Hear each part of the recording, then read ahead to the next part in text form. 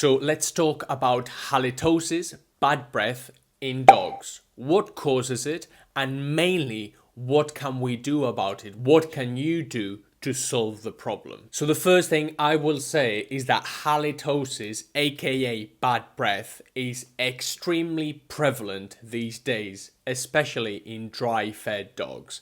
And this is down to the fact that dogs do not produce amylase in their saliva.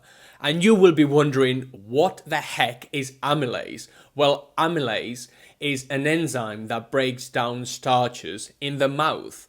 So most mammals, you and me included, generate this enzyme in the mouth every time we ingest any amount of carbohydrates, any amount of starches. Dogs and cats do not. This is an indication that your dog or your cat are mainly carnivores and they need meat instead of any carbohydrates or any starches that the pet food industry wants to sell you. So, what causes it? Well, it tends to be excess carbohydrates in the diet. You see, every time your dog eats anything with rice, with wheat, with corn, with soy, with potato, so the first thing I would recommend you do is turn the bag of kibble and see if any of these are prevalent on the ingredients list. Just cut them down, just cut them out completely. Change food. That is probably the best thing you can do for your dog. So now that we have had a look at our dog or cat's bag of food, we can now start to understand what we are giving to them. So again, no rice, no wheat, no barley, no corn, no soy, and no starchy carbohydrates. Irrespective of what the vet says or anyone else says, your dog is having halitosis and potentially will develop into periodontal disease because of the amount of carbohydrates you are feeding them. They cannot break down carbohydrates in their mouth because they do not have this enzyme called amylase that we have just learned about. So that would be the first thing, to turn the bag of food and see if there's any exacerbating or inflammatory ingredients, any bad ingredients there that are causing the halitosis. So that would be the first thing. The second thing we are going to do is look at any treats. Every time we give a dog a treat, we are going to read the ingredients. So if you, for example, give your dog dentist sticks, all you have to do is turn the bag of the treat and you will see a lot of cereals, a lot of sugars, meat and animal derivatives, and things that are not good for your dog. So we are going to cut it out as well. The goal is to reduce the amount of carbohydrates, the amount of starches we are giving to our dog or cat, because we do not know what we are giving them, because we do not want them to ingest any more carbohydrates that will exacerbate the problem of this halitosis. So now that we know that a dog or cat do not secrete or do not produce any amylase in the mouth, and they do not break down carbohydrates in their mouth, they do not break any starches in their mouth, we are going to go into some solutions and some things you can do. Firstly, this is prevalent in mostly dry-fed dogs. Why? Because kibble is bound together by starches. A lot of manufacturers, for example, will put a lot of rice or corn or wheat or white potato to bind the kibble together, because meat on its own, meat and fat, doesn't bind together. They do not bind together. You need a carbohydrate, so they produce the round pellets we are all very familiar with. So that's the first thing. Feeding the dog 50, 60, 70% starches is not good for their mouth. It's not good for their overall health generally. So we are going to cut that out as much as possible.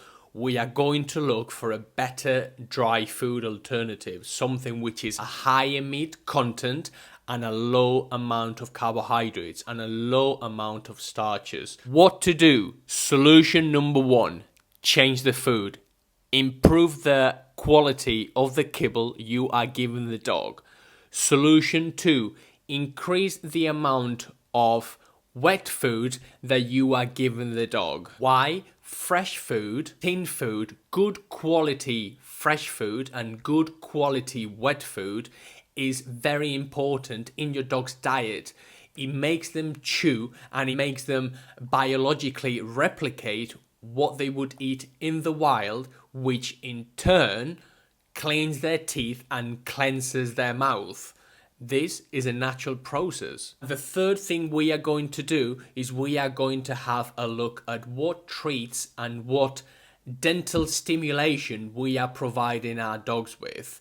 There are several things that I like for my dog. There are several things that my dog loves to do, and they are divided in two different subcategories. There are things that are part of their diet, part of my dog's diet, and things that are interactive dental chews. An interactive dental chew can be something like a yak bar, something like an antler, something like a buffalo horn or any other horn we might encounter, or it could be a piece of wood, whether it's treated or is just a tree root that our Labrador, for example, might entertain themselves with chewing when we're outside.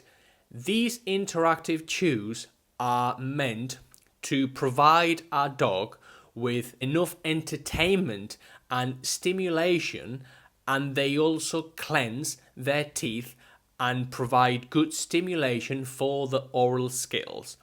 The second thing we can do is give them the so-called body parts, and these will be buffalo skins, your wild boar skin, maybe your camel skin, camel braids, buffalo braids. If you have a pet shop local to you, they will sell these natural chews that aren't rawhide, because we do not want to give our dogs rawhide, but these will be products of the animal industry, of the farm industry, that are not being consumed by us. We might eat beef, but we do not like beef tails, for example. Those beef tails are then dried out and we can then give them to our dogs for them to chew on. And this is a natural chew and something which is much, much better than a dentist stick.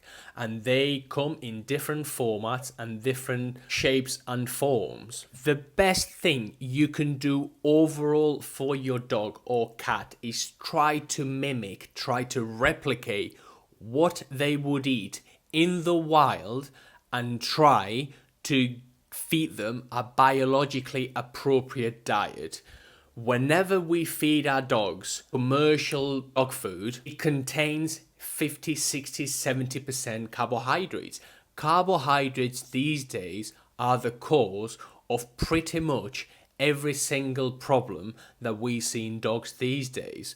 So please look at the food and look at the treats you're giving your dog. If you have any questions, please comment below. If you are looking for a good quality kibble, indeed a probably better quality kibble that you're currently feeding that will help with halitosis, you can click on the link down in the description.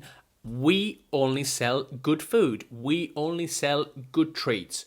We only sell things that are good for dogs. We could sell all sorts of things, all sorts of dental sticks. We do not want our dogs to be fed incorrectly. We want to feed our dogs better. Please like, please subscribe, and I will see you in the next one.